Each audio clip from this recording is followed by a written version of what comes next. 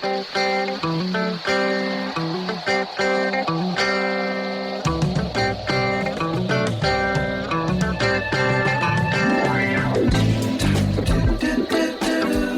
in a good place now. Relax, breathe, smile. You've entered into your element, the home of origin. It's the home of intelligence and entertainment, where relevant topics are discussed and where what you think counts, and where superior is the norm. You're listening to Perspectives with Ashley Burgess, live on 660 The Answer. Happiness is when you really feel good about somebody. There's nothing wrong being in love with someone, yeah. Oh, baby, love and happiness. Love and happiness. Welcome back live to Perspectives, and I'm your host, Ashley Burgess. And on tonight's show, we're exploring what it means to be happy. You know, I realize to some, this question may seem simplistic, what it means to be happy. It seems to most that happiness is one of the most elusive things out there. You know, I think happiness, if sold on the black market, would be actually very expensive. I think it would be the most highly paid, most sought-after item out there. Think about it. A G5, nothing compares, though, to genuine happiness. No matter the item or monetary value. If you could honestly trade happiness for it, I think people would be lining up around the city block, around the country. It'd be like that ending of Field of Dreams where everybody drives over to the baseball stadium to see it, and you see the line of cars and the lights that go all the way around the United States. It's quite interesting. It's one of my favorite movies. But I think happiness is a big deal, and I think a lot of people feel like they can never be happy. Bill, how are you doing? I am feeling happy tonight because I'm here on the radio with you. Oh, I love that, Bill. About that raise we're talking about? No. I knew that was coming. I could feel it. Uh-huh. I could feel it. Eric, how are you doing? Hey, I am very happy to be here. That's my quote from Coming to America, right? I love that movie. Yeah, very happy to be Now here. smile real big. Yes, look at me. I'm very happy to be here. I love that one. I like when they're trying to sell all the hair products and the combs and the gold-covered hair dryer. Glow. Get these crazy hair products. They're covered in 24-karat gold. That's the man that stole our bags. And he runs away. Happy. Let the happy train move on down the road. So we're talking about happiness tonight. What does it mean to be happy? And, you know, I figured out what happiness means. I figured out what it means to be happy. And happy is what? Honest, authentic, present, purpose, and young at heart. Whoa. Wow. That's profound. Say that again. Yeah, please. Say it again. Please. Happy is honest, authentic, present, purpose, and young, in parentheses, at heart. I like it. Does she have a phone number? Yes, she does. For a good time, call 1-888. Happy. So we're talking about happy tonight, and I think in order to honestly and truly be happy, you have to be on point with all these 5 accounts. And we begin our perspectives conversation with H, that stands for honest. Honesty. Honest with yourself is what I think we start with, is being honest with yourself. I think being honest with yourself about where you are and what you're doing is pinnacle to be happy. Well, you cannot be honest with anybody else or anything else unless you're honest with yourself first. It starts with the self. Anything healthy starts with honesty. Yep. What do you think? Anything that's healthy starts with honesty. And you got to be honest with yourself. I think so. Which is, and you well know this, Ashley, easier said than done. I mean, it's hard sometimes to be honest with yourself. Well, yeah, sometimes it's easier to not see the truth. Or deny the truth. Or deny the truth. Denial is not a river in Egypt. You love that one. No, it's true, though. Think about that. Think about being honest with yourself. Think about being honest, though, in your dealings, in your personal dealings with people. I mean, how honest are we when we deal with other people, when we go into business with other people, when we have relationships with other people?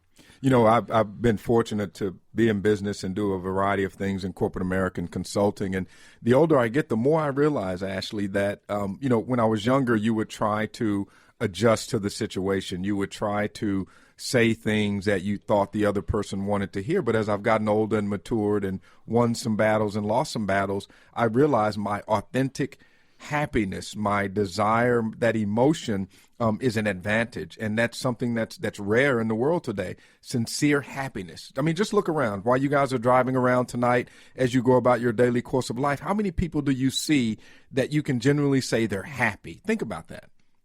I mean, true happiness, not happiness you can buy. Yeah, a lot of people make the mistake of trying to buy happiness. Buy happiness. Not only from other people, but from themselves. Yeah, or co-opt happiness. Yeah. You know, be a part of someone else's happiness and co-opt it for their own self. I travel a lot, and sometimes I just watch people in the airport. I watch their motions. I watch how they walk. I watch a lot of different things, and the vast majority of the people don't display that real, authentic emotion of just being happy.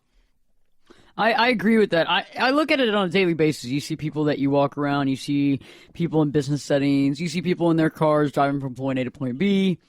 And it is interesting how, honestly, most people aren't happy. And a lot of people think they can buy happiness. And that goes back a lot of times to parental upbringing. Mm-hmm. When a parent brought children up with the fact of, I show love based on what I buy you.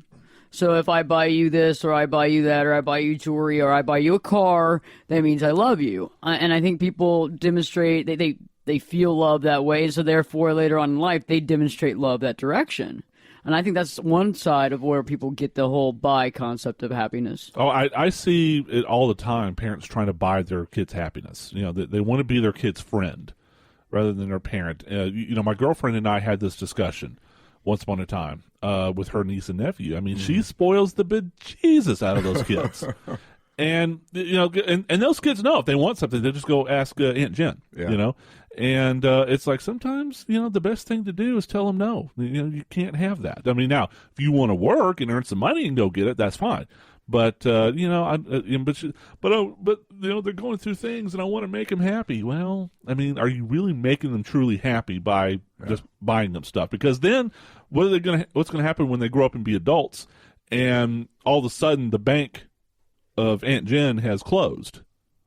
Well, you also train people that way. So you're training a child to be that way. I see it all the time in the stores when you're going from aisle to aisle, especially like Target, the grocery stores, those kind of places where there's candy or toys or anything that's available, and you see kids actually having a breakdown. Oh, yes. And the screaming and the yelling and the, Mom, I hate you, and the, and all this stuff's going on. And Mom's over there like, oh, gosh, you're not, you can't have that, and all of a sudden they give in because guess what? They've always given in.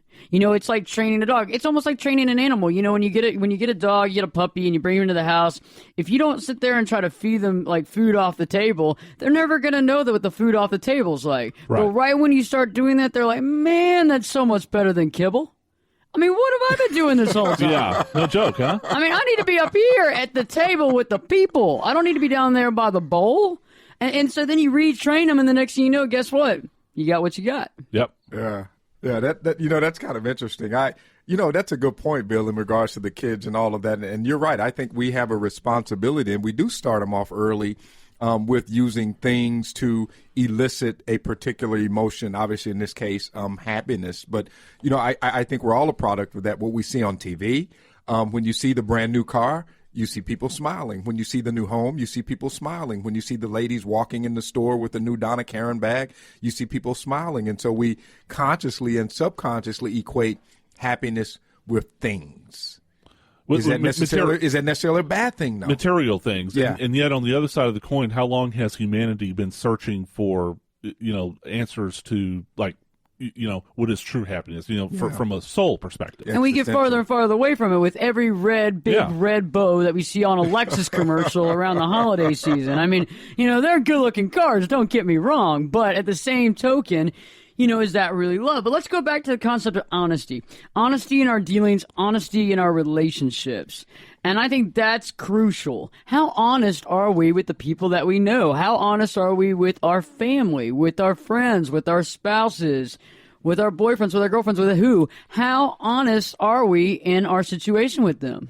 Well, from my perspective, I try to be as honest as possible. And because, for one thing, I don't have a good memory. There's kind of an old saying, if you tell the truth all the time, you don't have to have a good memory. Okay. Well, I subscribe to that. Yeah, I tell people, Bill, I say, I'm not smart enough to be dishonest. That's right. Yeah, and neither am I. You know, so it's always better to tell the truth. However, I will say, and maybe we can get into this more, a little bit later. But there is such a thing as tact, and so it's not that I'm dishonest, but maybe the way I word it, or sometimes I'll choose not to. Selective. Yeah. I mean, because I don't want to hurt somebody's feelings, depending on the circumstance. But also, let's flip the coin. Not about just factual evidence of I went here, I did this, I did that. I can't tell a lie because I won't remember what I said the next day. What about the flip side? How honest are you with your emotions with those people that you have relationship with? Let's get a little deeper. Okay. Let's not skim the surface here. Let's get a little deeper. Dig right in. Dig in. How intimate and how honest about our intimacy with these people are we? Ooh, that's deep for guys. Yes, that's deep for guys. It's an issue with me that I'm working on because I'm not good at expressing my emotions, and I'm not good at explaining them either. Well, there you go. We have a lot to talk about tonight. Yeah, we got a lot. I know. I think I need to lie down on the couch here. Yeah. The couch is in the other room apparently, but we can all move the studio in there. But no, we're going to talk more when we return about honesty, about dealing with your past, about dealing with your emotions, about being honest with the people around you. Later on, we'll be talking about authentic. So stay tuned because guess what? Perspectives is digging in and exploring exactly what it means to be truly happy. Perspectives with your host, me, Ashley Burgess, will be back in 2 shakes.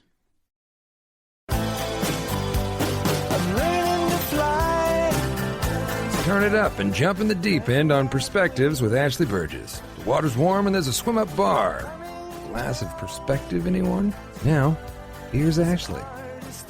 Welcome back live to Perspectives, and I'm your host, Ashley Burgess. And on tonight's show, we're discussing and exploring what it means to be truly happy. Some of y'all might think this is a simplistic question, but I think most people listening tonight would really like to know what happiness truly is. What does it mean to be happy? And right before the break, we began discussing happiness and happy, and we talked about how happy is honest, authentic, present, purpose, and young at heart. So let's talk and continue our conversation on what it means to be honest. We were talking earlier about being honest in our dealings, being honest in our relationships, and, being truly honest, like Bill brought up the fact, like, hey, I don't tell a lot of lies because, I don't remember what I said. Yeah. And, Eric was saying he's not smart enough to lie that much. And so I'm talking about, let's get past the I was here and I did this and I did that and I got home at this time. Let's talk about being honest with our emotions, honest with the people around us, and honest with intimacy. I think when we deal with our emotions, we're honest with that, it takes our relationships to a different level. Well, and that's kind of a struggle for me because I think I'm naturally inclined. I'm an introvert.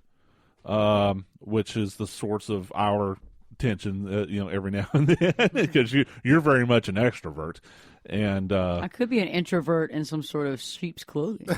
Could be because like Di was saying before the show, we're both Geminis, so. Yeah, we are both Geminis. It's like we should have already killed each other years ago. I was going to say that's what she was saying too. But somebody save the Pisces from this show, please. So, you are hooked. Yeah. But oh man, I never heard that one before.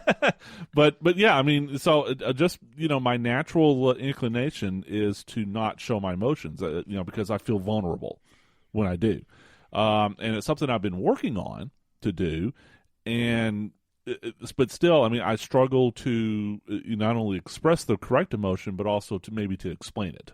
Yeah, that's funny, Bill. You say that because my thing has been I've always, to a certain degree, and I'm a lot older now, but I was always embarrassed or ashamed that I was emotional as a male, because my mother had a big influence on my life, and so from a conditioning standpoint, I was always very emotional, which has helped me in my creative life.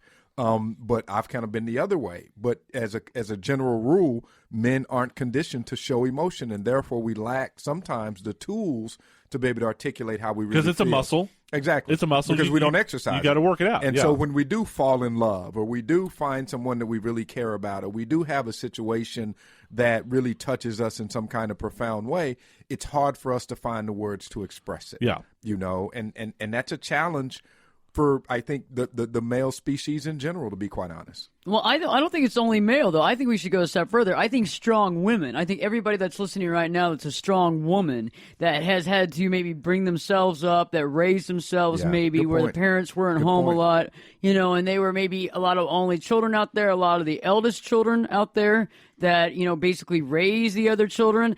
I think that it's hard to get to your emotional core because you're so much trying to run things. You're trying to be at the top of your game work-wise. You're trying to be at the top of your game, get your house, take care of your bills, pay your bills, and always ahead of that, but you don't really have enough time to really grow your emotional level. And I think that's an issue lately, especially in society today. Yeah, and who made that rule? I mean, who made the rule that emotions, an outward display of emotion, is somehow a deficit? Who made that rule? Because I think it's a cultural thing. Yeah, that's my point. Yeah. But who says that that's right? Because most of the people that I've been around that are profoundly human, profoundly spiritual, profoundly just being, are people who have a healthy balance of emotion or a healthy display of emotion in their life. They're more vibrant. They're like the flowers in the rainforest. They've got the color, they've got the scent, they've got all these things working, which allows for a more vibrant experience. And so I think longer term, as we continue to evolve, the expression of emotion is a good thing. Am I wrong? Well, I mean, I think it depends on the situation. See, authentic emotion. Here's the culture and kind of background where I come from. You had to be careful about being too emotional because I think Ashley hit the point. If people are depending on you, for their living or leadership for leadership in the family or whatever, you can't afford to. I'll put it how my grandmother used to put it. You can't afford to waste time. Yeah, with all that stuff. That's a good point. You've got to get up and go to work. You've got to get food on the table. You've got to get clothes on kids' back. So you can't sit there and how she put it, waste time. Did my grandfather raise? Was he in your family? He may have been. I don't know, but I think that's where it came from culturally. Yeah. If you're right. If people depended upon you, then you have to. Being strong equals not being emotional. That rural agrarian culture where you're out farming in a rural area, you got to do the things to feed your family every day, and there's no room for emotion in that. So I get it. Yeah. But as we evolve, as we become more of a civilized society, I think it's something, and life is fluid, I think, and I think it's something that we can look at again in regards to where emotions fit in our life, authentic emotion. Well, I agree with what you're talking about, and I think a lot of times why society deems showing emotion is not a good thing is because we as a society, we as a race of people always outlaw what we don't understand. Yeah.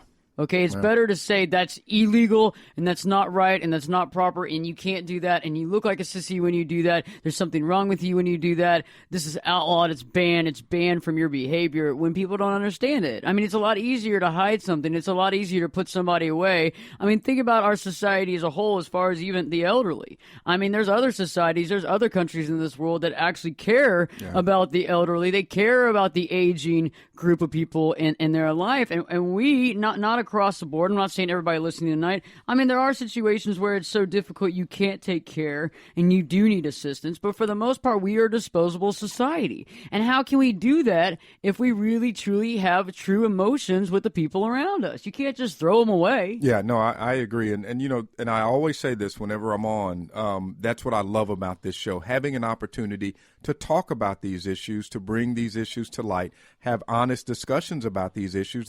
There's no right or wrong. I think it's just a pursuit of a higher level of understanding, and that's what I love about these types of discussions. We're talking about happiness, authentic happiness, and that's a good thing that we're talking about it as opposed to suppressing it. Yeah. I agree with that. And I think so. As we're talking about being honest with our emotions, we're talking about being honest in our relationships. I think sometimes, too, if we look at it, I think sometimes maybe we have a tendency of maybe not being honest, with our heart. We like to analyze things. I think also we have a tendency of glamorizing things or romancing things in the past that didn't really work well instead of being honest about what really happened. And so we look back at the past with great nostalgia and we miss it, and it's like in reality, when we were back in that and that was the present time, it wasn't that good. Well, memory is selective. You tend to be selective about the things that you remember, not only on an individual level, but on a cultural level. Yeah, it's funny, Ash. I was just talking to my sister, Eric, and you met Eric, and we were just talking about that, how we both came up in the same home, same experiences, but we see those experiences completely different, not negative or more positive or whatever, but it's just different based on those perspectives. But I want to go back to your point, Ashley, about happiness and honesty and authenticity and all of that.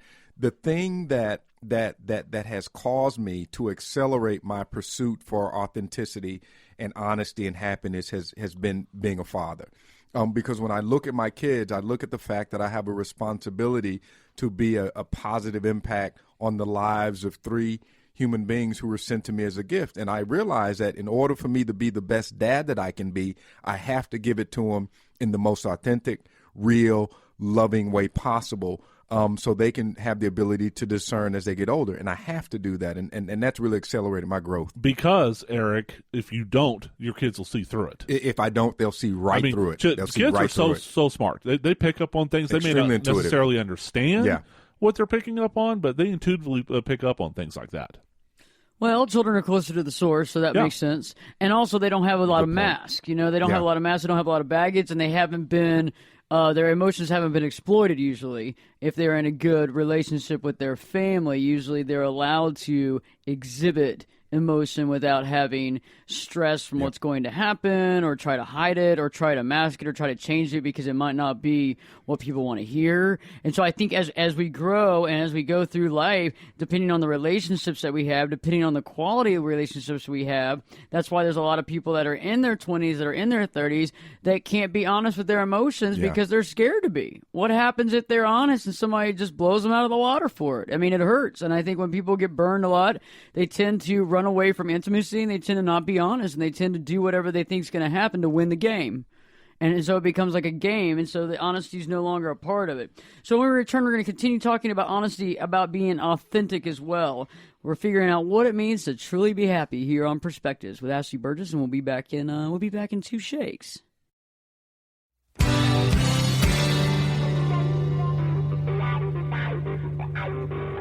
This is Jake Busey, and you're listening to Perspectives with Ashley Burgess on 660 The Answer. Gary Potter, great to have you on the tour, Happy. I feel a lot of solid energy coming out of you. Good, positive aura. Great. It's all great. Yeah, nice to meet you, man. Is it always like this with the TV cameras and the people and stuff? Oh, yeah, a lot of pressure. You gotta rise above it. You gotta harness in the good energy, block out the bad. Harness, energy, block, bad. Feel the flow, Happy. Feel it. It's circular. It's like a carousel. You pay the quarter, you get on the horse. It goes up and down and around. Circular, circle, with the music, the flow. All good things. Yeah, all right. Well, great. Thanks a lot. Nice to meet you, man. Psycho. Welcome back live to Perspectives, and I'm your host, Ashley Burgess.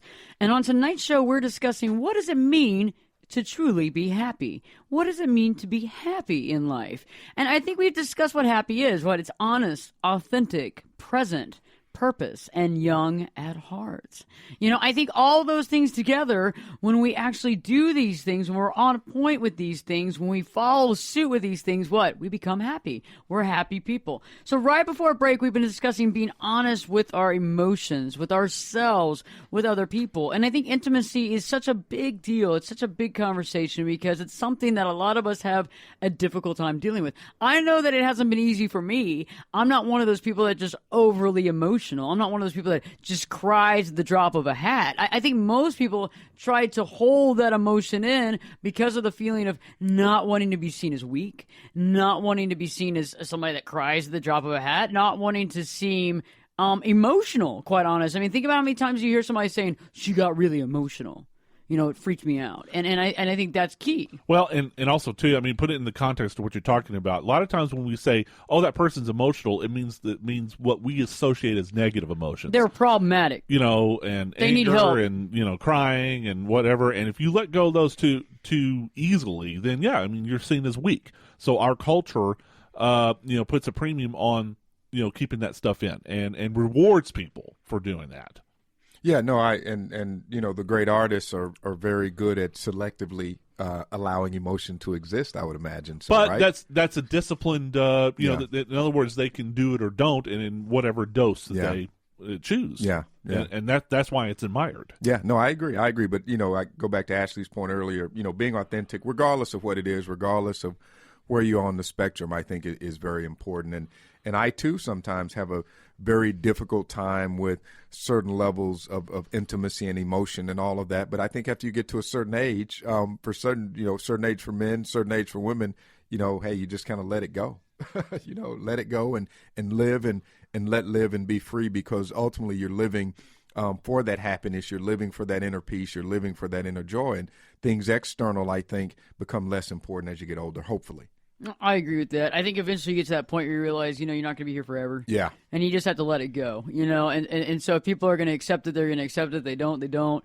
And I think at that point in time, it's almost like a selection process in its own. I mean, you can select and deselect by people accepting or not accepting you, quite honestly. Yeah, I had a young lady at church, and she's an elder, but I call her a young lady, and there's a group of elder women at church who are mostly widows, and it's a group of sisters, and they're all widowed. My grandma used to call them widders. Yeah, widders, and they're the happiest group in the church. And one day, this was maybe a couple of years ago, I pulled one of the sisters to the side. I was like, "You guys are the happiest people in church," and she said, "Baby, I've had a husband, I've raised my kids, my husband is gone to be with the Lord, and I'm going to live this life, and I'm going to be happy, and nobody's going to tell me what defines my happiness." Amen. Amen. Seriously. And they're the happiest bunch in the whole church, man. And you would think, and most people would think the opposite. You would think the opposite. Oh, well, they've lost their husbands, their kids aren't there with them, they've moved on, what have you, and they're, like, pretty happy. Yeah, man, and they're just a joy to be around, because why? They accept the realities of their circumstances, and they're living for themselves because they've lived for others their entire life, and I respect that greatly. Yeah, they're not defining their happiness by material things. By material things, or external things, to some degree. Right. Yeah. And I think that's hard too. What you just brought up, the whole thing about putting your happiness on external things or financial things, because a lot of times people do that, and guess what happens? Something happens financially, and their happiness is equal distance with whatever happened. I mean, some of the unhappiest people I know are what we would consider successful people. Yeah. Financially, materially, externally well off. Okay, but they're miserable. I've been there, Ashley, and you bring up an excellent point. I was talking to my wife about this. Actually, about a week ago, I was in West Virginia and calling her, just telling her how much I miss her. And I was reflecting on when I was in my 20s, I was that person. My happiness was contingent on how well I did on a business deal, how much money I made. And when I lost everything, I found myself depressed, not because of anything inner with me, but because I had lost money or a deal didn't come through. And I said, you know what? I don't want to live on that yo-yo. I don't want these things to control me that are completely out of my control. It's not a good way to live. And actually, real quickly, from a religious standpoint, especially the Western religions like Christianity have always put a premium on spiritual happiness rather than material happiness, and even in the Bible, that's why Paul always preached about look, you can either do one or two things. You can either give yourself to the Lord, or you can give yourself to the world. Yeah. Either way, you're giving yourself to something. But if you give yourself to the world, then it's a never-ending cycle. You've got to have more and more and more and more, and it just never satisfies you. And Bill, that's a good point. That's where that word joy comes into it. That elevated happiness that's more inward versus external, and I think that's how they define it. Joy is a spiritual experience versus happiness, which is more externally driven. But very good point.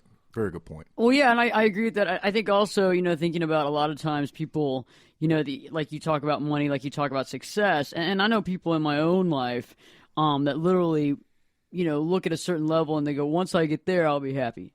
Yeah. And then they get there, and then they go, well, once I get there, Still not happy. I'm gonna be happy. And then they get there, and then they're like, yeah, really, once I get here. And so it's a competition, and I've caught myself there myself. We all have.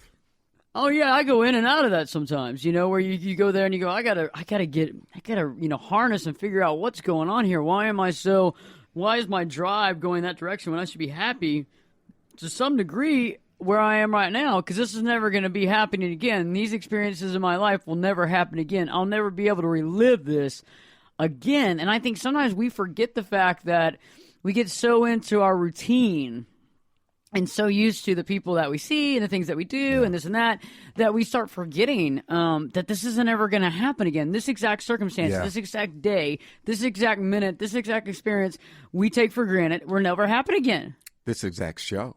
This exact show will never happen again. You bring up although real quickly, Eric.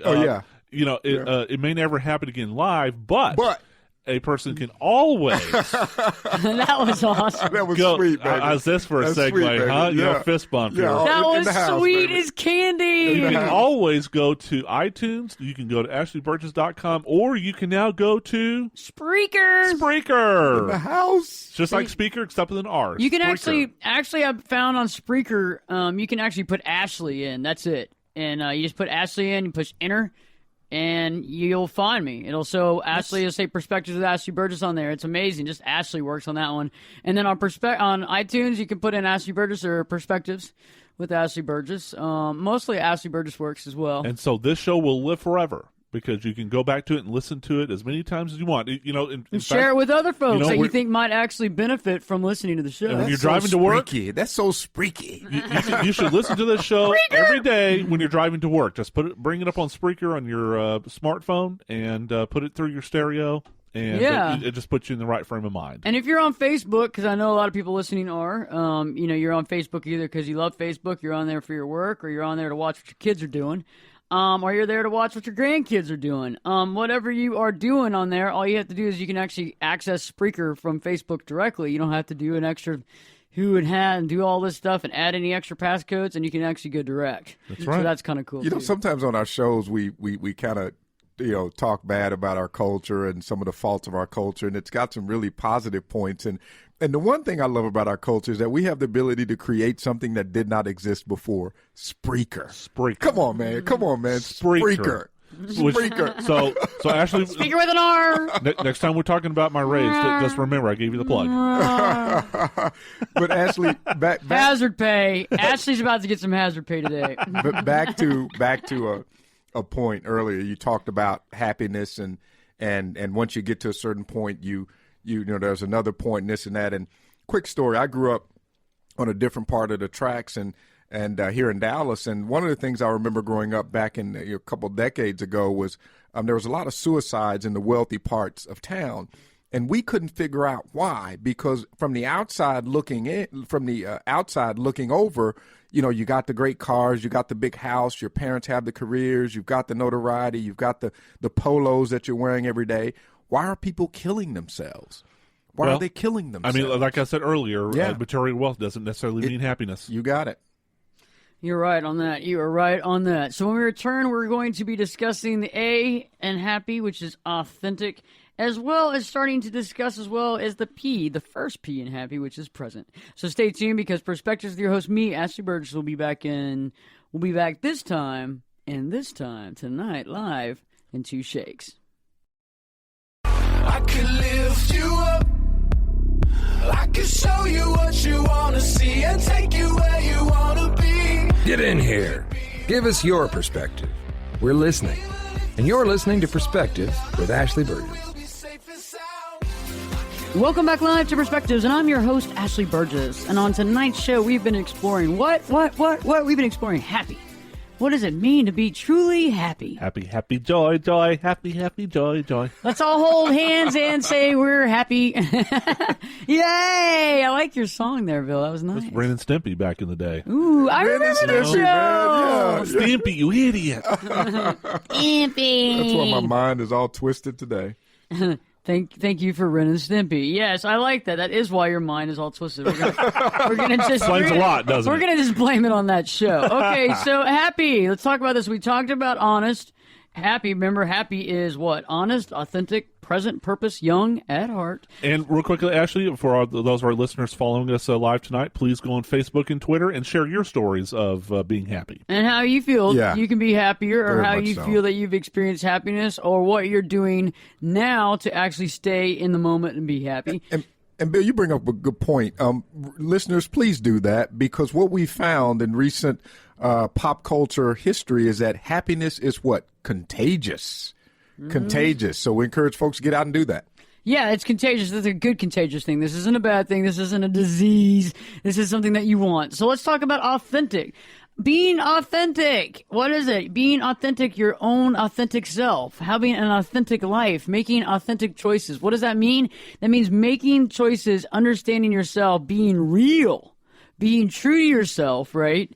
Not trying to be anyone else. And I think that being authentic in your life is so important to be happy, because when you're trailing after other people, you're trying to be like other people, you're trying to mimic a life like other people, you want to have all this stuff going on. And I know a lot of people that are younger watch a lot of TV shows and they want to map out that life, they want to have a life like that, but that's not going to offer happiness.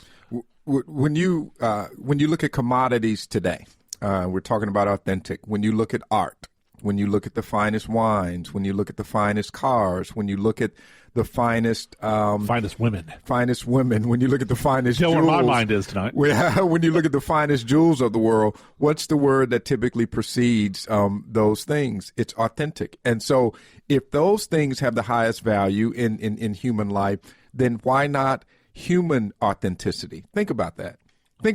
If authentic art can fetch $50 million for an authentic Mona Lisa, why not apply the same philosophy to your own human self? Be the most authentic person you could be. Thus, you're extremely valuable by nature, by design. You know, Eric, I mean, when Ashley was explaining the concept of the show tonight before the program started, and, you know, A is for authentic, I'm sitting here going, how's she going to make a segment out of this? Because I think it's one of those things that, okay, duh.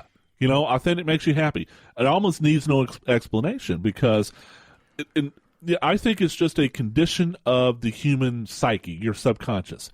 If you're not being authentic, you know, it's kind of like what Abe Lincoln used to say. You can fool some of the people all the time, all the people some of the time, and you may be able to fool yourself some of the time, but if you're not being authentic, if you're not being real to yourself, your subconscious knows it. And it will express itself in, you know, certain ways. But it's rare today. I mean, I think it really is rare today. I think it's rare, especially in today's tabloid. Where our culture for some reason puts a premium on going overboard, extreme with a lot of things. I think it's rare. Now, maybe some of our listeners out there driving and listening in your homes and listening parties, maybe you have the benefit of having authentic relationships to those who are close to you. But when you look at our society through the lens of media and leadership and all of that, I just get the sense, and even art, even what we consider pop art today, I just get the sense that authenticity is something that needs to be discussed, that needs to be analyzed, and something that's rare. Kim Kardashian. Excuse me. Always blaming the Kardashians. Oh, I cannot stand that. But they are an implication of what we're talking about. You know, it is all about being authentic. I mean, and I know that to you, Bill, it sounds easy breezy, like I'm always authentic. But I think for most people, it's hard. They've been bred to not be. I mean, you know, think about back on the playground when you were a kid, and maybe like you fell and you cried, and then you figured out after being totally taunted and made fun of that you're not going to ever do that again, right? But think about like even looking and think about even dealing with reactions from people, like trying to draw a specific reaction from someone because you want to be liked. You want everybody to like you. So you feel that being authentic, you might not be liked. Maybe people won't get you. Maybe they won't understand you. Maybe they won't like you. Maybe they'll think you're an idiot, a nerd, a jerk, you know what I mean? And I think that's a big deal. And I think a lot of times people feel naked when they're authentic. Well, and, you know, a perfect example is that, when I came into the studio tonight, I was talking to you about, of course, we had the big elections this past week. Yeah. And I'm a news junkie. And I was telling you, you know, I mean, I was up till 2 a.m, you know, following, and you just looked at me like, "Oh my God, you're such a nerd," which I am. I mean, I admit I'm a and that's okay. Nerd on that kind of stuff. That's okay. But you know, general society, you know, if it's like you follow the news, really? I mean, you know, I want to watch TMZ. You know, what's the latest Kim Kardashian did? I want to be lied to. You know, yeah, exactly. So you know, watch the news some more. But you know, the more reactions I get by, you know, you actually watch the news, then the more I'm like, well, you know, I'm just not gonna. Maybe you know, I shouldn't do that anymore because nobody likes me if I do that. Yeah, exactly. You know, I mean, you know, I think it's human nature to want to be part of the cool crowd. You know, and it takes a lot of courage, I think, to be authentic. It does, and therein lies again the rarity of it. That fine diamond that you find in the mines of South Africa, or that fine piece of art that you find in the halls of Europe. It's rare, and therein lies, and it's authentic, and therein lies the value. And the same applies to us as human beings, I think. I agree with what y'all are saying. I think we need to take it a step further, too, because I think being authentic is not just being yourself and being honest with yourself and with everybody around you, because once you are being honest with yourself and you are being authentic, it shows to everybody else. But I think that you have to dig it. You have to like it. Like you have to accept it. And you have to like yourself. You got to love yourself, and you got to love the authentic self, not be like, man, oh, geez, you know, I got to be this person, you know. But I think you got to be able to embrace it. I think you have to be proud. I think you have to be authentic and proud. There's two people that I've been in my conscious recently that display that. One, as you guys know, I love jazz. Miles Davis was that kind of guy because people played a certain level of jazz during his time. And Miles said, you know what, I'm going to play the way the music sounds in my head, regardless if people like it or not. And at first, people criticized him about, you know, bebop at first. You got it. He's credited with, you know, sort of inventing bebop. Yep. But at first, it was not well liked at all. Yeah, and he said he tried to play the other music, but it wasn't authentic to him. And when he found that space, that's when his music blossomed because he was true to himself. And the other was Muhammad Ali. It's the 40th anniversary of the Thriller, not the Thriller in Manila, but the Rumble in the Jungle. Rumble in the Jungle. And Muhammad was the same kind of guy. He had to be true to himself. And think about, you know, this, and of course, you know, 1960s America, you know, the state of, a lot of stuff where African Americans were at the time. And for him to say, you know what, I'm not clay, I'm not dirt. Yeah. You know, Muhammad Ali is who I am. Yeah. And whether you agreed with the politics of it or not, but he had to be authentic to himself. And it took a lot of courage, and he went to jail. A lot of things. But anyway, so just a couple of examples that come to my mind, and there's countless others. But I think ultimately you're rewarded. For all you guys out there listening, you're rewarded at some point in your life for being authentically yourself. And that reward may be something that only you know, but I think it's worth it. I agree with that wholeheartedly, and I think that sometimes, like we were talking about earlier, you know, outlawing emotions that people don't accept. You know, it's easier to kind of like sweep it on the rug and say that you shouldn't be emotional because a lot of people can't be emotional. And I think the same lies with the concept of being authentic. I think some people get scared of people that are truly authentic. I think that some people that are being not authentic when they come into contact with an authentic person not only get mean, but they also either make comments about that authentic person because it scares them, they scare them, or they don't want anything to do around them. It's almost like Kryptonite and Spider-Man. I mean, not Spider-Man, Superman. You know, Superman. Yeah. It's like the Raid and Spider-Man. The Raid. You know, I mean, so it's the same thing. But by the way, for our listeners who didn't catch that, Ashley hates spiders. I don't hate them. They're all part. Do too. They're all part. No, I don't hate. I don't hate anything. You do because you. No, scared is the right word. Scared. You murder them. Scared. I don't murder them. Not all of them. You see one, not the little black ones. Not the little tiny ones. Just the ones that look like either they look like a brown recluse, a black widow, or that wolf spider. Those are the three that really scare me. Which you are all of them. No, they are they not. Are too. I let the little black ones and the little brown ones go. I've never seen you let a spider I let them go. I do not hurt them. I have never seen you let a spider live. I did it yesterday when one was on my back, and I just like pushed it off. I want to see this. Selective fear.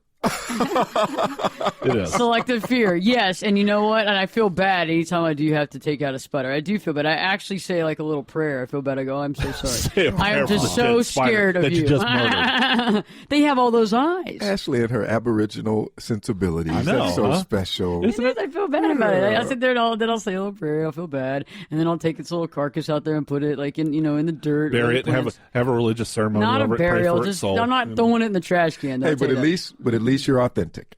So stay tuned. When we return, we're going to be talking about being in the present moment, what present means to being happy. Perspectives with your host, me, Ashley Burgess, will be back. We'll be back in 2 shakes.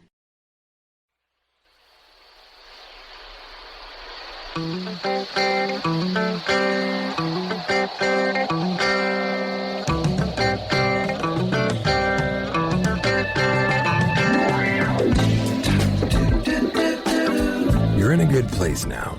Relax, breathe, smile. You've entered into your element, the home of origin. It's the home of intelligence and entertainment, where relevant topics are discussed and where what you think counts, and where superior is the norm. You're listening to Perspectives with Ashley Burgess, live on 660 The Answer. I like Perspectives with Ashley Burgess, but I prohibit my workers from listening to it. Welcome back live to Perspectives, and I'm your host, Ashley Burgess. And on tonight's show, we've been discussing what does it mean to be happy. And, before the break, we've been talking about being honest, being authentic, because that's what makes up happy, as well as being present, purpose, and young at heart. So now it's our time to move into present. We're discussing present. The present moment is that thing that's happening right now. It's the happening. It's the happening. We live in the absolute moment. We derive bliss and strength, and we eliminate negativity and self-questioning when we live in the moment. The absolute moment, the present, is all encompassing. We're everything in every moment, and you're the only person who can take that away from yourself. The whole idea of being present. So I feel that being present in the moment and being present with yourself is one of the biggest things that you need to do in order to be happy. Yeah, because and it's so easy to live either in the past or to live for what you're wanting in the future instead of, you got to get your Yoda voice here, Ashley. What's my name again? Yeah. Whoever the heck you are sitting over there. You got to do your Yoda voice. It's like, this one, a long time have I watched. Never his mind on where he was. Well, it's true because present is not the past, is not the future. And I think I get what you're saying because it is kind of a deep thought because a lot of us are trained to be thinking about the things that we screwed up in the past or the things that were great in the past, to live in the past. I have a lot of friends that never left high school football.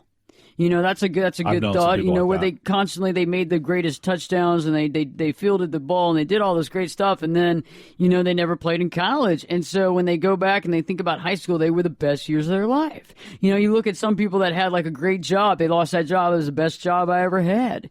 You have people that, had a relationship that fell apart. That was the best person that I ever had. It's the love of my life. I'll never experience that again. I'll never experience what love is again because I screwed it up. And I'm never going to get it back again. And I think a lot of times we're never living in the moment. We're constantly living in the past, for good, for bad, for indifferent, and judging ourselves a lot of times too. Or we're living in the future, again, putting judgment calls. And the only time that you can't judge yourself is when you're actually in the present moment, living in it and dealing with it right then. Yeah, my grandfather, who died about, 4 or 5 years ago, he died unhappy. Because the older he got and the more that dementia, took over, he would live in the past. And he had an unhappy childhood. He grew up in West Texas during the Depression, during the Dust Bowl. That was tough. And he knew what it was like to go to bed hungry. He knew what it was like to not have, things that we take for granted, indoor plumbing, air conditioning, stuff like that. And, so he was resentful towards some of his family members who he felt freeloaded, quite frankly. Yeah. And the older he got, the more he just out of the blue, that so-and-so, we used to feed them and they wouldn't work. And, I had to, pick cotton and, and all that good stuff. I mean, they lived on a cotton farm. Which, by the way, if you've never picked cotton, it's it's painful, right? It's painful. It is painful. Now, it's not just backbreaking. I mean, it's painful. So because there's like little thorns and stuff all over it, right? Exactly. Like, it's not. It doesn't want you to take it from the cotton thing, Yeah, It's like, yeah. Go figure. We're going to keep it right here. Thank God for the cotton gin. I know, no joke, right? So I mean, Eli Whitney invented the cotton gin, by the way. But they did it by hand, because they were just barely making a living in a very terrible time, and so the older he got, the more he lived in the past and tried to relive the past, and he died unhappy. Yeah, I was looking at some show. I'm a physics geek, and I have geek nerdiness things in me too, Bill. So you can relate. I am surrounded by the geekiest people on the planet. The geeks and the nerds shall rule the world. But I was looking at a show, and they were talking about the only reality is the present. And they were talking about the past and the future and all of that, but they were trying to figure it out and scientifically and mathematically figure it out. But the hypothesis was that the only reality is the present. Think about that. And that's truly the only thing that we can impact. I mean, we can be informed by the past, we can be inspired by the future, but the only thing that we can control or manage or dissect or be a part of is the present, which for me kind of makes it simple, because the past sometimes is painful, it's complicated, and the future sometimes is scary and unknowable, but the present is manageable. Right. It's manageable. Think about it this way, Ashley. Tomorrow never comes. So you might as well just live in the present. Right. I mean, think about it. Yeah. When it's tomorrow, it's today. Put your tomorrows in a sack, mister. Right. I don't know. I agree with what you're saying. I mean, I just think that is all about the present moment, because we also lose our judgment. But what also we do is when we are in the present moment, honestly in the present moment, we're not trying to self-sabotage ourselves. Like when you overanalyze stuff, and you sit back and you get in your mind and you go, I don't know why they did that to me, and then you start turning it around and everything starts changing, and then all of a sudden you got all these enemies, you got to watch your back, and you got all this stuff going on. And when you're in the present moment, you're just living. And I think a lot of times we overanalyze everything because, some people like that drama quotient. Some people are just not surrounded by the right people. Yeah. And other times, when you sit there and just mesh on something for a long period of time, you can find problems with anything. That's, Ash, you bring up a really good point. That's one of the reasons I love sports so much, and I know Bill's shaking his head over there. Yeah. Because sport is the one spectator event or activity that we can watch that happens in the moment. Now, you have strategies, you have all of that, but each person reacts differently to how they catch the ball, where they run, how they throw the ball, and it's all in the moment. And that's, I think, one of the beauties of sports, because there's history and all of that, but it happens in that moment. Absolutely. I mean, it's the great escape from the real world. Yeah. And you can watch, these athletes who are, performing in at least if you're watching in the stands, in a level that you're not capable of. And but they're in that moment. They're in the moment. They're in that moment. Yeah. The sights, the sounds, yeah. and the smells. I mean, it's all just very visceral. And they bring us into the moment with them, and that's the cool thing about it. So there's something really powerful in being in the present, Ashley, and great point to bring up. That's a great analogy, actually, and that's a great thought about sports. I didn't really think about that before. I think also a lot of times when you're in the moment, it's a gossip-free zone. Because gossip to me, I know a lot of people, and I know a lot of people listening tonight, and I know a lot of women and a lot of men that are listening, and myself included. We've all gossiped before. I mean, it's just the way it is. Sometimes it's hard not to. But I've really worked on that, because I realize when I start, if I start talking about somebody else or talking about what somebody else has done, one, it makes me look bad. But besides that, it does take me out of the moment. All of a sudden, I'm no longer in my own moment. I'm talking about what somebody else is doing. Yeah. So not only, I think that's even worse than watching TV. That's worse than watching reality shows. That's worse than watching, all of a sudden, you're not even in your life anymore. You're talking about what somebody else did and ridiculing them for whatever they did. And it's like you're totally out of the moment, and all of a sudden you're bringing judgment into the situation. You're no longer living your life. Which, by the way, it is fair to say, I know that it's, women are stereotyped to gossip all the time. And it's not just women. It is not just women. But, we men, we gossip just as much. Yeah, Yeah. But God, it just feels so icky, though. Well, maybe, but we do it. Eric needs to take a shower. Yeah, it feels icky, man. That's the one thing I cannot stand is gossip. It just feels so icky. And me too. And if you're going to be in a moment, let's construct a positive moment. Let's construct an aspirational moment. Let's construct a healing moment. Let's not construct a moment to tear somebody else down. And I think that's what you were getting at, Ashley. Yeah, because you can't be in the moment. There is no moment. Yeah, there is no that. moment. Because all of a sudden you're now in their life, or you're commentating about their life, and it's almost like a commentator on a sports show. I mean, they can commentate all up and down yesterday and today about how somebody caught the pass wrong or how somebody fumbled the ball, but in the end, they're not playing the game. Not playing the game. Yeah. Okay, you're not putting yourself out there. It's an easy job to sit there and talk about how bad somebody's playing on the field than it is to be out there playing with all kinds of, problems with back issues, gotten the crap beat out of you the last 3 games. You were unconscious last game, but you got back in the game. It's like after a while, it's easy to sit there and make judgment calls on the side, but those people aren't really living in the moment either. They're actually living vicariously through the people that are actually playing at the very moment. And I think being in the moment is fertile to happiness. I think being in the moment is a space to where happiness can flourish, because to your point, you're not focused on the past. Negativity doesn't have a place there, because if it's there, it's not really in the moment. The future hasn't happened yet. And so the moment is a place to where you can cultivate a certain level of happiness. What do you think about that?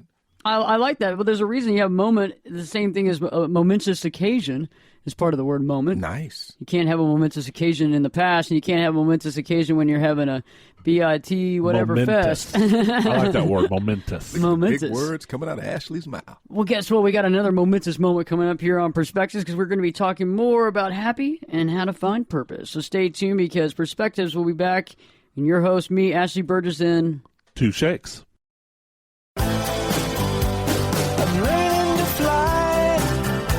Turn it up and jump in the deep end on Perspectives with Ashley Burgess. The water's warm and there's a swim-up bar. Glass of perspective, anyone? Now, here's Ashley.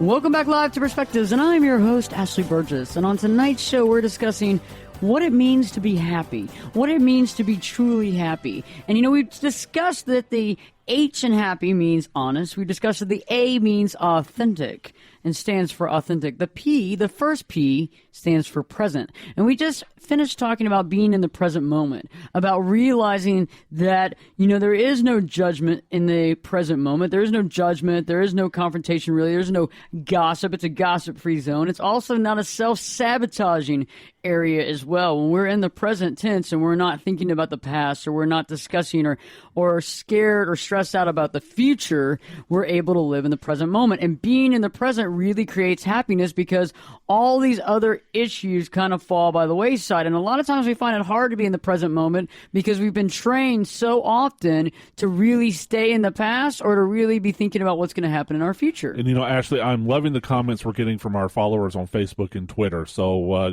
for you listeners, we want to hear your stories about being in the present and being authentic and being honest. And happy. And happy. Yeah. Happy! So let's talk about the second P in happy. And I believe that this stands for what? Purpose. Purpose. It stands for purpose. And I think purpose means that you have a purpose that you have to take care of. Your purpose is what? Your true calling, I think. Some people would say it's your solemn, your royal duty. Once you realize your sole purpose, you have a true calling, a mission. I think you have a mission. You have a mission. We're on a mission from God. I think you have a mission. And I think when you figure out your purpose in life, it allows you to have clear, conscious direction. I mean, that is key. And I think when you have clear, conscious direction, you don't get off target. And you're not sitting there thinking about stuff that you don't need to be thinking about.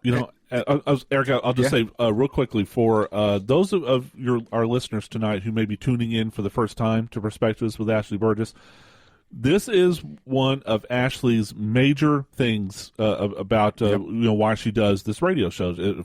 She's been doing the show. How long have you been doing it for? 4 years? Almost 4 years now? Almost. Yeah.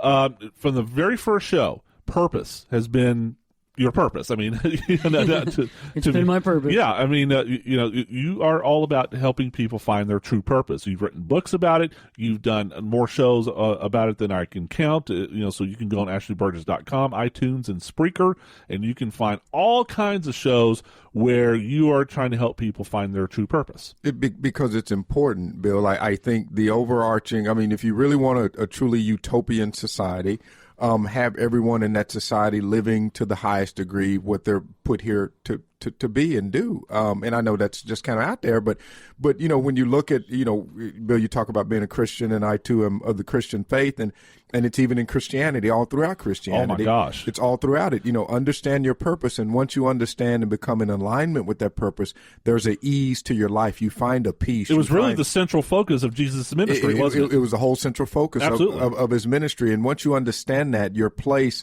in God's creation, then life is just that much more enjoyable, that much more peaceful, more fulfilling, and more joyful.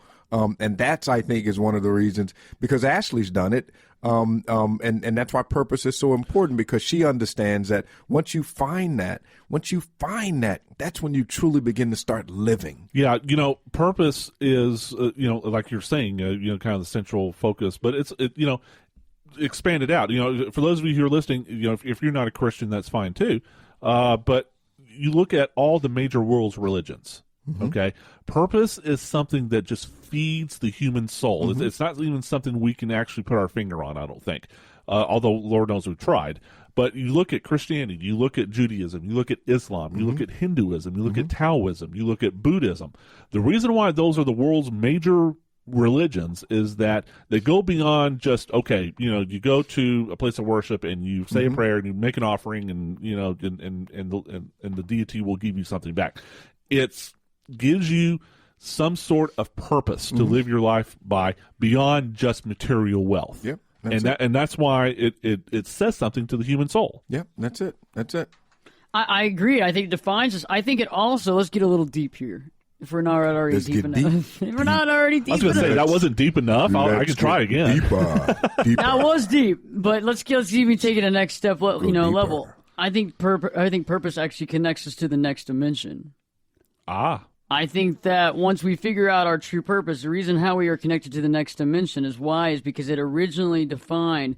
I think a lot of times if we actually go back and realize what purpose came from, and you understand the power within yourself as an individual, as a human being, but as a soul, okay, that if you really understand that you actually originally, before all this happened, you actually defined your own purpose prior to your lifetime, and that you're able to reconnect with your purpose and your origins, you're actually able to reconnect at that point with your original self.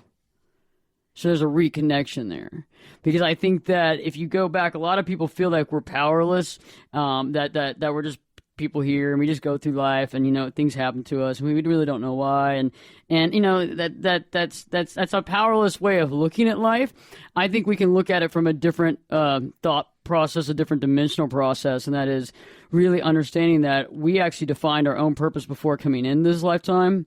And once we're able to realize why and what it is, and then go to the next step and figure out why was it that I would choose this for myself, that's when you kind of make the full circle of origin. Well, and look at it from the other end of that spectrum, Ashley. Think about the most unhappiest people that we know. Okay? A lot of the times, I'll even say most of the time, it's people who either don't know their true purpose or for whatever reason can't fulfill their true purpose. I mean, those are really unhappy people, and I know because I was there once upon a time. Yeah, we've all been there. Not only, Ashley, did we go deeper, we went interstellar. Right, we did. No. Deeper than that, interdimensional. Yeah. We're out there. When you look at everything from a macro and a micro level, when you look at it universally, when you look at it microscopically, every living organism, every entity that exists in creation as we know it has a specific purpose. Okay. And most creatures that are created understand and accept that purpose, from the ant to the elephant, to the wind that blows. It is us as human beings who have lost sight of the power of purpose. And therein lies the reason in religion, in literature, in music, in art. In this show, one of the central themes, regardless of the topic, is always purpose. I think that's what it boils down to, purpose. I agree. It's almost like a moth and a caterpillar to a butterfly kind of thing. You don't see the moth over there going, I'm going to be a cheetah. The cheetahs look like they have a lot of fun. Yeah. I'm going to go over there and fly over there by the cheetahs and see if I can't figure out what the cheetahs got going on, right? It's the same thing as a tree, right? A tree blooms. You have oak trees that, that have certain things that fall off the tree. It doesn't sit there and say, I'm in a bad mood. Right. I'm going to stop. I'm not going to drop this fruit today. I don't think I'm going to do it today. To kind of tie this back to the central theme of our show tonight, think about it, Ashley. People who have purpose are happy. All right, and that purpose could be something that is not what we normally define, quote unquote, as material wealth. I mean, some of the happiest people I know are just getting by, but they have purpose. But let me add something to that, Bill, real quick. We all have purpose, but people who have found their purpose are happy. I think we all have a purpose, but those you got to find it exactly, or you have to be able to pursue that purpose, because some people are not in a situation where they may not be able to. They're covered up. We've all been there. Yeah. We've all been there. But even though we're in a situation that prohibits us from finding that, it still doesn't take away from the fact that it's there. Even in your darkest hours, in Ashley's and mine, I think there's always been a sense, albeit sometimes a small sense, that there's some greater purpose to me being here. And I'm sure a lot of our listeners can relate to that to some degree.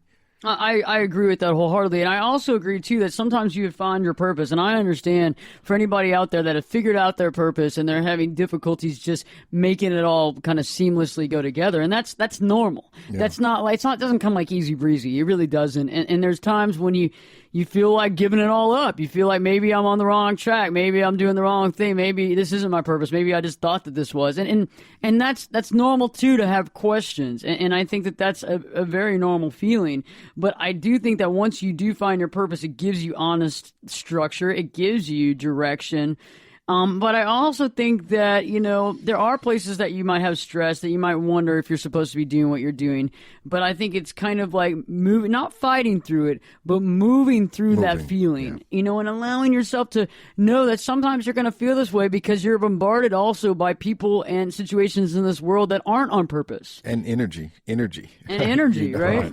And the energy of people that might not be on purpose. Right. Or the energy that doesn't necessarily want you to find it, or the energy of people that don't understand. That's what it's kind of the old saying. Negativity is like a vacuum. I mean, that one negative person just sucks the energy out of the room.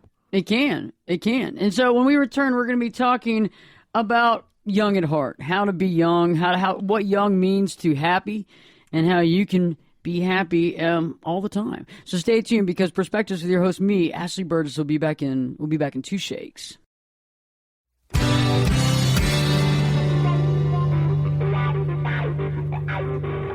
This is Jake Busey, and you're listening to Perspectives with Ashley Burgess on 660 The Answer. Because I'm happy. Clap along if you feel like a room without a roof. Because I'm happy. Clap along if you feel like happiness is the truth. Because I'm happy. Welcome back live to Perspectives, and I'm your host, Ashley Burgess. And on tonight's show, we've been exploring and diving deeply into the concept of what it means to be happy.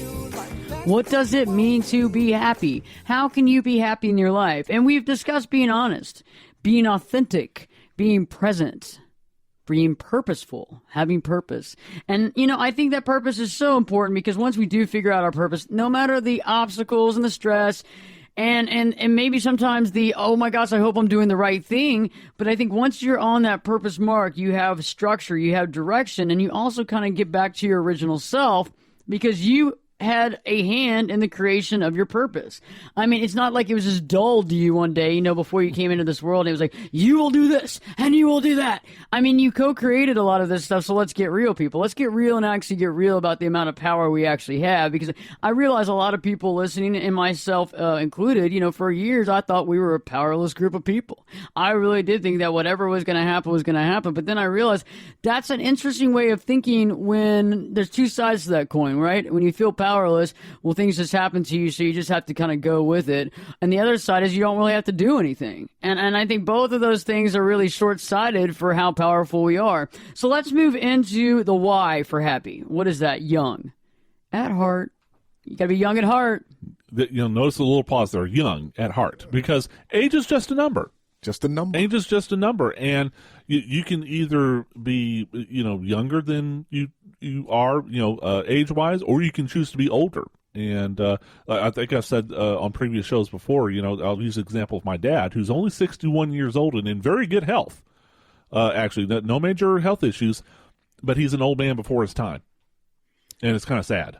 I am growing my beard for No Shave November, right? In support of Cancer Awareness Month. And even though there's so much gray on my face right now, I'm 18 at heart, baby.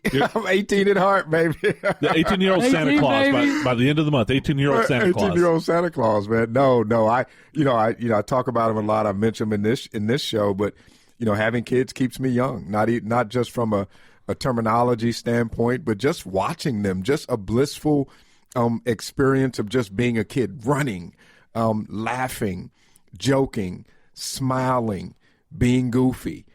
There's something magical about that, and I take a lot of that from my kids. So young at heart means something, and it keeps my blood pressure at a manageable level. There you go. There you go. Yep.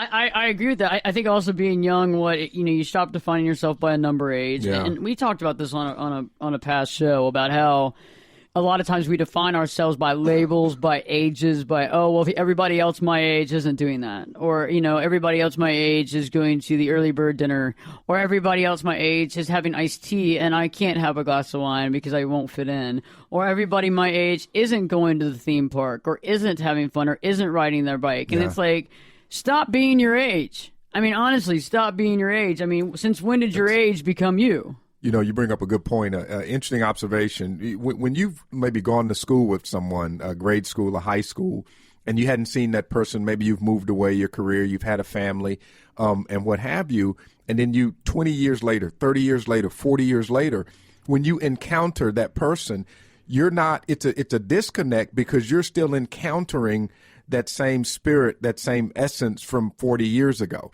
And so when you look at them physically, it's somewhat of a disconnect because that the essence of that person has not aged. Now they've got experience, they've got, all these other things, but their essence has remained the same. And even when I go inward within myself, I'm still that same guy that I was 40 years ago. I haven't fundamentally changed. But when I look in the mirror, obviously it tells me a different story.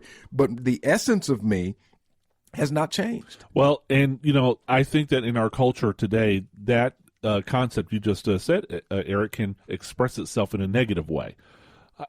And men are guilty of this too. But how many women are guilty? Is that what you're saying? You said and men are guilty of this. We're all guilty. Yeah, we're all guilty of this. But, cosmetic surgery is a multi-billion-dollar industry. All right? And let's be honest with ourselves. Who has cosmetic surgery the most? Women do. The facial, we the boob really job. need to look at the studies on that one. I'm willing to make. I'm willing to make a bet on that. I see some guys with some unnatural calves. Well, like I said, men are guilty with it too. Okay, and butt implants. But how many people do you know that spend so much money on facelifts and boob tucks and all this other stuff? Why? Because they're a little bit older, but they want to remain young on the outside. Because I think they think that if they look young on the outside, then they are young. I'm inside out, baby. I'm young on the inside, and hopefully it'll radiate on the outside, man. I'm gonna ride it out the way I came. Well, I see what you're saying, Bill. I understand if somebody is got nothing going on in the inside, and so they do the outside and they try to create this facade for them.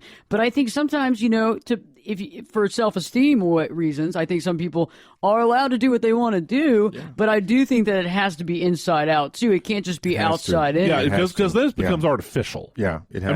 It's already been artificial. Yeah. But it's like, at what point in time do you take the inside and say? Because sometimes people that are really internally young sit there and look at themselves in the mirror and go, "This isn't fair." I'm young and I look like I'm this, and I can understand if somebody feels like I want to look younger because I feel younger. Some some of the youngest people that I encounter are the elder sisters at church. Right. You know, you talked about in the last hour. I talked about in the last hour because they've got this essence about them that it's a free essence, you know, and I respect that, and I'm hugging them.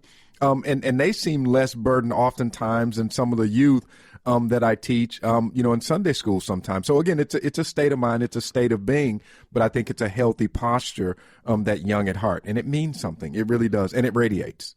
And it does. Well, the other one does too, by the way. Yeah, and because there's always an opposite. Yeah, and again, I'll go back to you know, you're right, Ashley. If someone feels a certain way and therefore they want to look a certain way, I agree. That's cool. But I think you and I both know people who do it the opposite. Oh, well, you got Always. people out there that are doing plastic surgery to try to look like somebody famous. You got that new craze that went around for the last few months. I couldn't believe that, where they had people on the news that wanted to look like Angelina Jolie. So these plastic surgeons would map out exactly what they needed to do to make, Sandra J look Awkward. like, awkward. I mean, and there was a lot of different cases, but I do agree with you. It can get out of control. But if it's because, you know, if there's certain things about you that you feel is holding you back and you're very young at heart, then I understand that. But let's talk about there's time limits. I think people always define themselves with a time limit. Well, I got X amount of years on me, and I know that the average person only lives for this long. And so if I add a few years because I've been more healthy than the normal person, then I'll still be able to drive till I'm 75. And then after that, I won't be able to drive anymore. And then I'm going to have all these issues. But I think that by putting a time limit on ourselves, we're really actually aging ourselves faster. And I think that there's a lot of people, there's been stories lately about lots of people that have been going back to school at the ages of 85 and greater. They're going back to school. They're getting their degree. I mean, running marathons. Yeah. And I think it's the way we look at it, because I think that we've been sold this bill of goods for a long period of time, is that, you know, you're in your teens, you're allowed to get in trouble, you're allowed to sow your oats. You know, you get in your 20s, you go through college, you graduate, you do what you got to do. You get married, you have children. You know, in your 30s, you do this, you do that. You know, you go to the country club, or you start playing tennis, or you're taking care of the kids, you're running them to and fro. And by the time you're 50, the kids are out of the house, and now you're allowed to live out your golden years. What the heck is that crap? I mean, like, I really think that it's a bill of goods that we've all been buying into, and I really think that putting a timeline on our life is asinine. Well, and I think that's why some people do what they call a midlife crisis, and they kind of go overboard with it. When they can do a midlife crisis anytime they want. I mean, Right, you can be 80 years old, but I think that a lot of times we think life is over at whatever age. Oh, yeah. You know, birthdays. You know, I'm about to turn. Say someone says I'm about to turn 40, or they turn 50, or whatever. Oh, they're just devastated. Oh my God, I'm about to turn 40. I mean, what am I going to do now? You know, and it's like, chillax. Exactly. Jeez, you know, it's Until you turn 40. You know, well, I turned 40 earlier this year, and it was no big deal to me. I'm kidding. No, I'm not scared. I'm not scared. I'm not scared. No, but seriously, I mean, think about it. And I think a lot of times when we put these age requirements on ourselves, I think it kills our inner child. I mean, all of us were born with this inner child that has fun, that likes to skip and run in the dewy meadow, you know, that likes to, that likes to have fun, that likes to have kid fun, that likes to swing on the swing set, that likes to do that kind of stuff.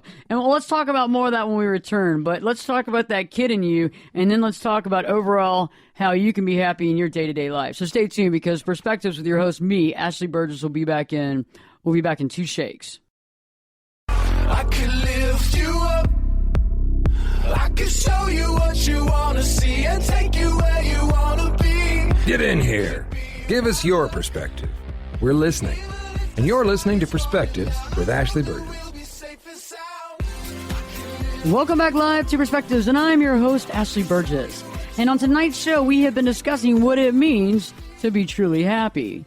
You know, a lot of people feel like happiness is elusive. You know, it's hiding behind some sort of corners in some sort of dark alley. I don't know where to find it. I don't know where to get it. I would trade anything for it.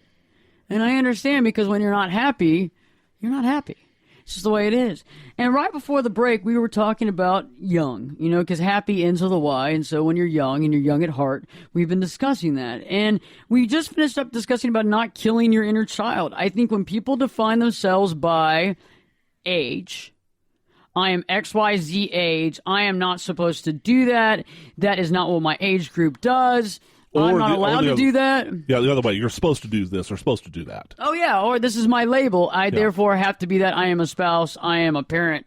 I am a 50-year-old parent that's not supposed to get on the playground, and I'm not supposed to swing on the swing set because that's not what 50-year-old people do. Instead, I'm going to go home and moan about why I didn't get to get on the playground and why I had to stand on the side and act like the adult. Well, I am that 40-something-year-old parent, and I got on the track with my middle daughter. She was at the studio one evening, and I went running with her. I paid the painful price in the end, but it was funny because all the other kids were looking at me like, look at your dad running with us. And it was a pause. It was a disconnect. But I had the greatest time, and they thought that was the coolest thing because I was acting like a kid. I can remember, a couple of years ago when my niece and nephew came to visit, and we took him down to the playground. And I got up in the swing, little thing with them, to kind of chasing them around and and whatever like that. And some of the moms, they were looking at me like, "Wow, he's like actually playing with the kids." So but it felt good though, man. Yeah, it did. And then the kid looked at you like, "Wow, he's doing it too." Yeah, and it's those moments that mean something. Yes. Yeah. I love that. That's kind of cool. I mean, you didn't go as far as if the kid peed in his pants, he didn't pee your pants. But I mean, it's pretty close. I don't know. I'm kind of. It's cool to pee your pants. No, but I remember that. Anyway, long story. You know me and the movies I like to watch. God bless us all. But you got to love the kid in you, and I think that is so awesome because when you're being authentic. And you're being in the moment, and you're being in the present moment, right? That kid is allowed to come out and do what the kid wants to do. And it's not like it's crazy. I mean, it's just, going back to your primal, your original, self. And maybe we should clarify on this, Ashley. Ashley's not saying be irresponsible. Okay, no, forget all your responsibilities. Yeah. Break all the laws. Break the laws. I mean, go break the laws, or go to the pokey, or if you just decide you don't want to go to work that day, well, guess what? I mean, consequences will happen if you just not show up to work. Okay, so you got to, like Elvis used to say, TCOB, take care of business. Yeah, but be in the moment, though. But be in the moment. Have fun in the moment. I mean, even at work, unless you just have a complete jerk of a boss, then you can have fun at work. Even if you do, there's probably somebody at work that you can kind of crack up with, joke around with, just be yourself. Be just yourself. Have fun. Be yourself. Life, to put a time limit on it, but it is too short. It is too short. So have fun in it. Extend it as much as you can with joy and laughter. I agree with that. So how old are you? And I think that is how old are you is how old you think. How old are you is how old you think and how you act. And so it doesn't really matter what your age number is, but by the way you think and by the way you act determines your age. And so I think that's critical to understand. So I think we should put it all together. Let's put it all together. Let's really talk about what happy is. HAPPY. HAPPY. Give me an H. Give me an A. Give me an H. No PP though. No PP. At least not until you get to the bathroom. Skip to the Y. Not in the pool. Not in the pool. I like that. See, there's no P. What was it? This is my ool. See, there's no P. Keep it that way. Remember that sign? No. My friend's dad used to have this sign, and it said, this is our ool. OOL. You see, there's no P in it. Keep it that way. And then he was the same guy that used to have those pellets that they would put in the pool. And so when somebody would pee in the pool, it would turn green or blue or red and follow that person, because you got to follow the stream, right? But yeah, that was pretty funny. That's hilarious. That guy was a jokester. I love that guy. When I ever get a pool, I'm going to get those tablets too. Oh, Lord. Note to self. Yes, I know. Don't go swimming with Avoid that. Ashley's pool. And you'll never be invited again. No, I'm just kidding.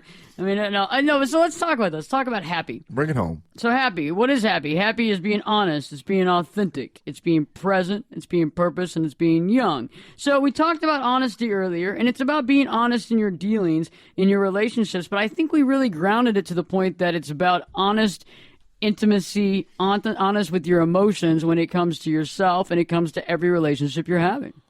I agree. That has to be core. That has to be central. That has to be elemental. Yes. And Bill says yes. Answer is yes. I think, ditto, And I think that intimacy is something that we all have to deal with. And I think intimacy is something that is more of a wise, more of a wisdom type thing. And it's also more of something that's more critical and more deep to deal with. But once we start dealing with the intimacy on our own and with ourselves and being able to get to our true self, our authentic self, it's easier for us to be authentic and it's easier for us to be intimate. And I'm not talking about sex. Right. It's easier to be intimate. And, you can have sex, whatever. But it's easier to be intimate with other people when you're able to be intimate with yourself. I think it all starts with yourself, and that's not a selfish thing to say, by the way. This is a context where it's good to be selfish, because if you're not honest with yourself, if you're not authentic with yourself, and the two go hand in hand, by the way, then how can you be authentic or honest with somebody else, or be authentic or in the present in a given situation? It has to start with yourself. Yeah, and I shared earlier, as a father, I have to with my kids, not from the fact that they'll see right through it, but I owe them that. If nothing else in this world, their father, and as parents, we have to be honest and straight with our kids. If they don't get it anywhere else in the world, they at least have to experience it, at least mine, in my household. I like that. And being authentic. And I think that everybody can attest to this that's listening tonight, that Bill, Eric, and I are pretty authentic people. Yes. And I think everybody listening probably are very authentic as well. The big thing is just choosing to be authentic. It's choosing to not try to mimic what we see, to not trying to be someone we're not. And I think specifically for younger listeners, I think this is really important. And I know that it can be easy to fall trap to be someone you're not. And even through just habit, even older, the more habit you have of not being yourself because you don't feel like people are going to accept you, that's also an issue too. And sometimes you have to just back it up and say, why did I create this representative? What was I obtaining from being this representative? I am, you have a name tag on there. And what did I get out of it? What was the purpose it served? Does it any longer hold that purpose for me? Or can I discard this representative and say, okay, now it's time for my true self to emerge and let's see what happens? Which takes a lot of courage. It's easier said than done in some circumstances or with some people, especially if you're used to living your life repressing your true self. Then it takes a lot of courage. It takes courage to be someone who marches to the beat of a different drummer. Our culture prizes what's the word I'm looking for? Assimilation. Assimilation, but also Ashley, what's the word I'm looking for? You put me on the spot here? Yeah, I'm putting you on the spot here. Tell me what you're talking about. I'm having a brain fart here. But what's the more? Our culture prizes where we all do the same thing. Oh, conformity. Thank you. Golly. Yeah, okay. Hello. I don't know where my brain is tonight. But anyway, conformity. And you were conforming to not knowing. Yeah, exactly. No, it's true. But you mean everybody like kind of cookie cutter? Like do this way, this works. Don't do that way, that doesn't work. And why do I do those things? Well, because that's just what everybody does, and that's the way we've always done it.